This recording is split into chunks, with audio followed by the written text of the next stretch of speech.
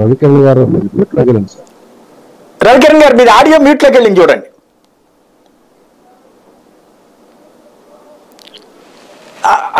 Audio mute లో ఉందండి రవికిరణ్ గారు. హలో, ఇప్పుడు చెప్పండి. ఇప్పుడు చెప్పండి. వేరే వాట్సాప్ లో వేరే కాల్ చేశారు. నేనదేంటంటే గత 5 సంవత్సరాలుగా తెలంగాణ రాష్ట్రంలో అలానే పోటీ చేశారా?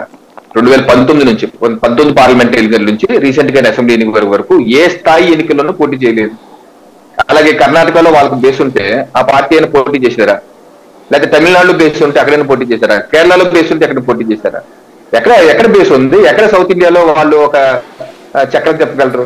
ఏంటంటే మనకు ఎక్కువగా ఊహించుకుని రాసి ఎలా ఉంటుందంటే ఒకసారి కింద పడ్డ పై చేయమంతా ఉన్నారు అన్నట్టు అన్న విధంగా రాసుకుంటా పోయి, సరే అది వాళ్ళ వికారాలు కావచ్చు, ఏదైనా కావచ్చు. అదే ఒకటి శాంతి ప్రసాద్ గారు చెప్తున్నట్టు నేను పూర్తిగా ఏకీపించేది ఏంటంటే, మనం ఎన్ని పొత్తులు పెట్టుకున్నా అండి, ఎన్ని చేసుకున్నా ప్రజలు కన్విన్స్ అవ్వాలి, సరైన ఎజెండాతో వెళ్ళాలి. ఇది గనక అవకాశవాద పొత్తులు అని తేలితే ప్రజలు ఆ చెంప ఈ చెంప వాయించేస్తారు. మన దాని రకాలు ఎన్నో ఉదంతాలు ఉన్నాయి. సో అది జాగ్రత్తగా చేసుకుని వెళ్తే బాగుంటుంది. రైట్. ఫైనల్ గా నరసింహరావు గారు ఒక్క ముక్క సూటిగా చెప్పండి. జగన్ గనక ఇప్పుడు మీరు పొత్తు పెట్టుకోబాకండి, ఎలక్షన్ అయిపోయాక నేను మద్దతు ఇస్తాను లేదా ఎన్డీఏలోకి వస్తాను అని చెప్తే ఇవాళ ఏమన్నా పొత్తులు ఆపడానికి ఏమన్నా రెడీ అవుతారా అని అనుకుంటున్నారు మీరు? నాకు తెలిసి జగన్మోహన్ రెడ్డి మనస్తత్వాన్ని మనం దగ్గర 2009 నుంచి చూస్తున్న వాళ్ళు, జగన్ తనకేం కావాలో అడుగుతాడు తప్ప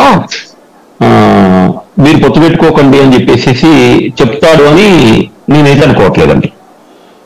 రైట్. ఎన్డీఏలో తర్వాత చేరతానని కూడా ఏం చెప్పడంటారా? అది అసలు ఎన్డీఏకను 2 విషయాలు ఏంటంటే, భారతీయ జనతా పార్టీ సైద్ధాంతిక భావజాలానికి, వైఎస్ఆర్సీపీకి ఐడియాలజీకి అంటే ఎన్నికలయ్యాక పరస్పరం ఫెడరల్ సిస్టమ్ లో సపోర్ట్ ఉండటం వేరు, ప్రభుత్వంలో చేరటం వేరు. భవిష్యత్తులో ఇది అసలు జరిగేటువంటి ఆస్కారమే నాకు కనిపించడం లేదు. సో లాస్ట్ నేను ఒక విషయం చెప్పి ముగిస్తానండి.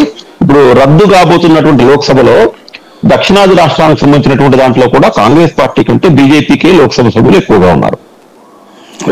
ఇన్ఫర్మేషన్. మంచి point. Thank you very much అండి. సుందరరామన్ గారు, శాంతి ప్రసాద్ గారు,